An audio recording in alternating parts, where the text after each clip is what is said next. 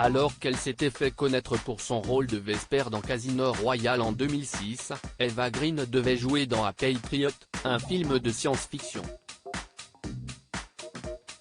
Sauf que la société White Lantern Film, chargée de produire le long métrage, a décidé de mettre un terme au projet en octobre 2019.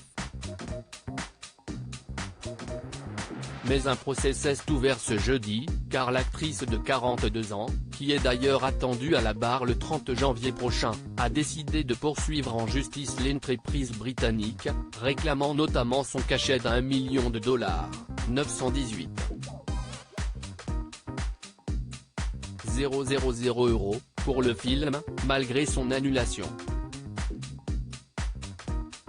La société de production a décidé de contre-attaquer en lançant ses propres poursuites contre l'actrice, estimant qu'elle avait fait des demandes déraisonnables et avait nui à la production du film. Elle aurait notamment exprimé un manque de confiance et un mécontentement à l'égard de membres de l'équipe de production, et se serait montrée de plus en plus réticente à s'impliquer, en violation du contrat, ont estimé les avocats de White Lantern Film. Mais d'après celui chargé de défendre l'actrice, cette dernière serait au contraire pliée en quatre pour que le projet se réalise car il traitait d'une question qui la préoccupe beaucoup, à savoir la catastrophe climatique. Des insultes par message de discours contradictoires, donc. Il y avait selon l'avocat Max Malin une scission entre les attentes d'Eva Green et le film qu'elle voulait faire et ce que le budget permettait. La production justifie leurs accusations en s'appuyant sur des messages WhatsApp dans lesquels elle aurait qualifié un membre de l'équipe de diabolique, de sociopathe sournois, de menteur et de fou.